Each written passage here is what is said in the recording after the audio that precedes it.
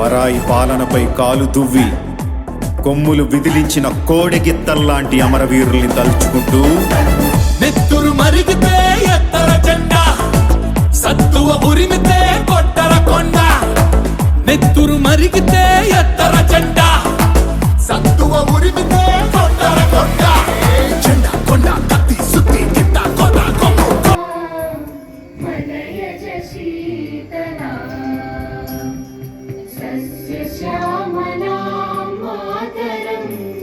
Vande Mataram శుభ్రజ్యోత్స్నా పులకితయామినీ పుల్లకుసుమితశోభినీ సుహాసినీ సుమధురభాషిణీ సుఖదాం వరదాం Mataram Vande Mataram Vande Mataram.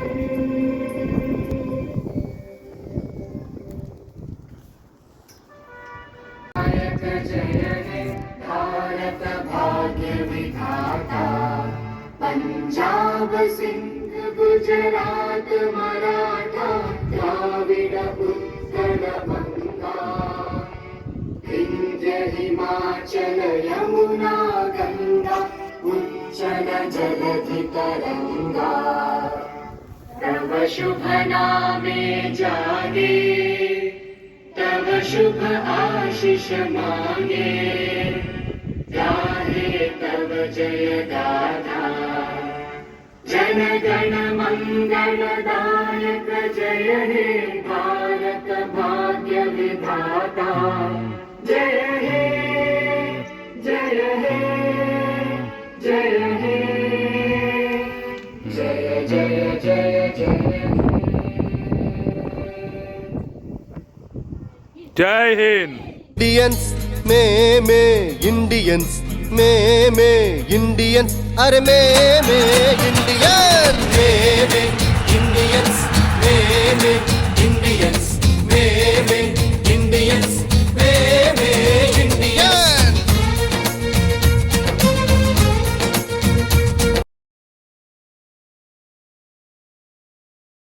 Today we are you celebrated in Independence Day of India on August 15th August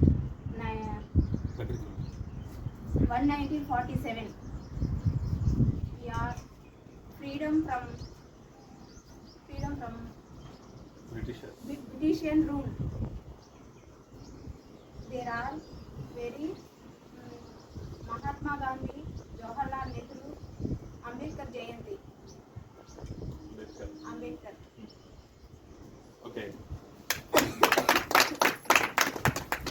స్వాతంత్రం శుభాకాంక్షలు. మనకి స్వాతంత్రం 1947లో వచ్చింది. ఇప్పటికీ 79 ఇయర్స్ అవుతుంది.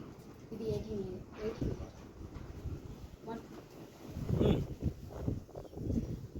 స్వాతంత్రం రావడానికి చాలామంది పోరాడారు.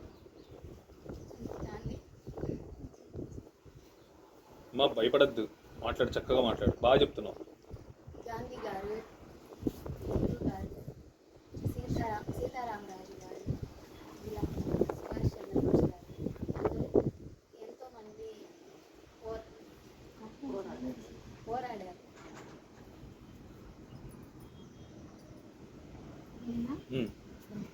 ఓకే.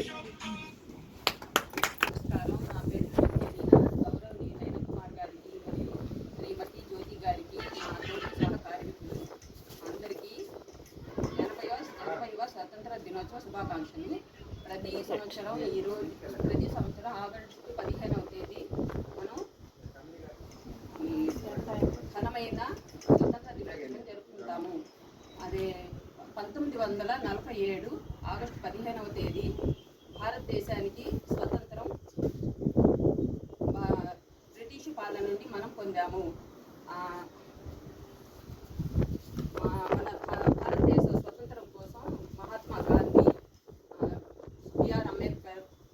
బిఎస్ అంబేద్కర్ మరియు పింగళి వెంకయ్య, ఇంకా చాలామంది మన భారతదేశ పోరాటం చాలా పోరాడారు, మన భారతదేశం కోసం చాలా పోరాడారు. ఆ వాళ్ళని మనం స్మరించుకోవాలి. మనం గుర్తు చేసుకుని వాళ్ళని ఎప్పుడు మర్చిపోకుండా మనం ఎప్పటికీ వాళ్ళు చేసిన త్యాగాన్ని మనం గుర్తు పెట్టుకోవాలి. అలాగే మనం కూడా మన దేశానికి ఎంతో కొంత ఒక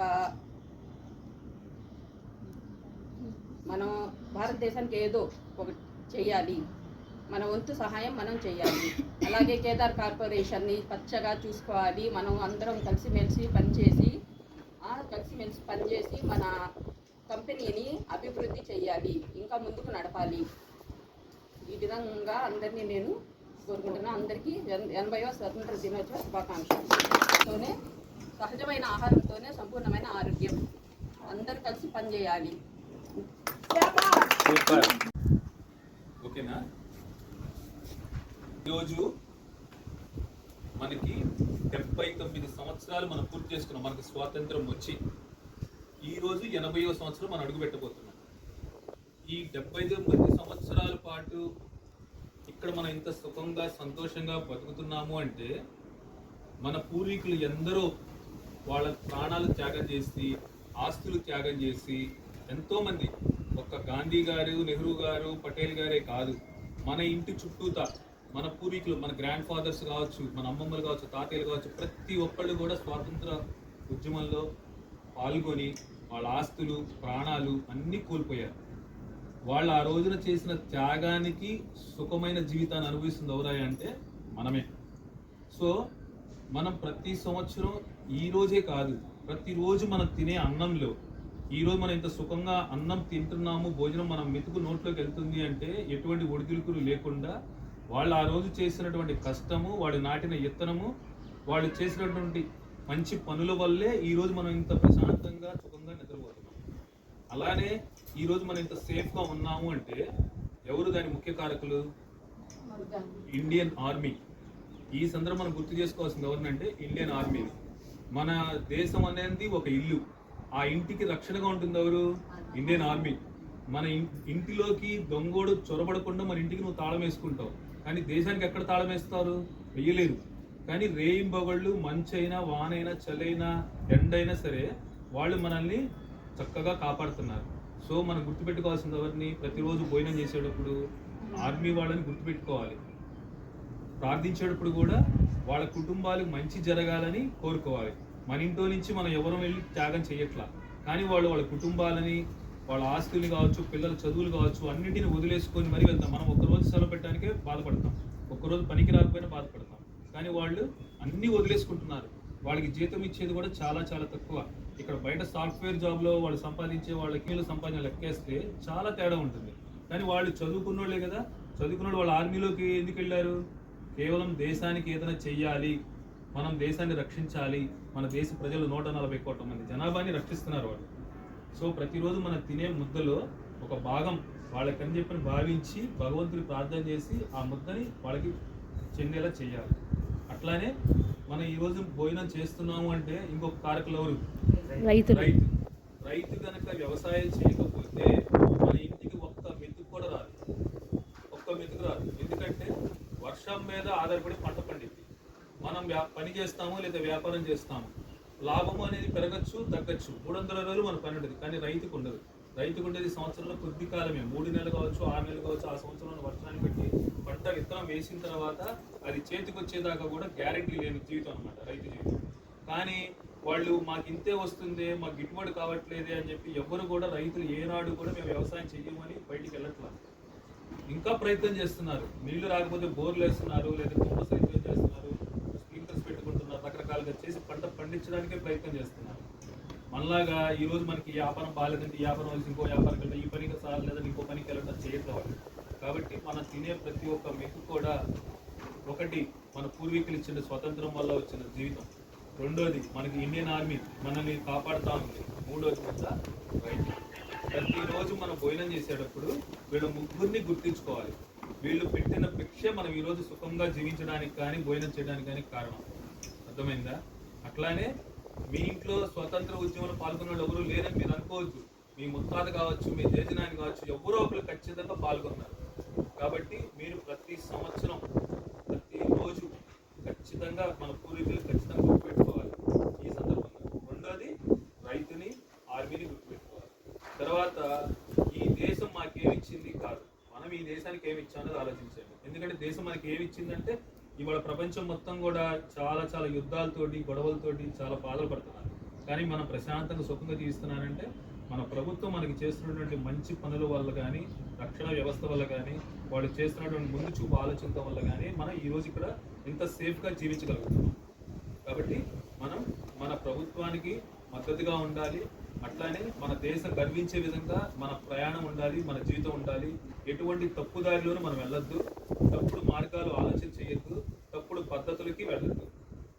సో ఈ సందర్భంగా మనం మన వాళ్ళందరినీ గుర్తుంచుకొని ఏంటి ఖచ్చితంగా మనం మన దేశం గర్వపడే విధంగా మనం ఎదగాలి. Okay, thank you everyone. సరిహద్దున నువ్వు లేకుంటే కను పాప కంటి నిండుగా నిద్రపోదురా నిద్రపోదురా.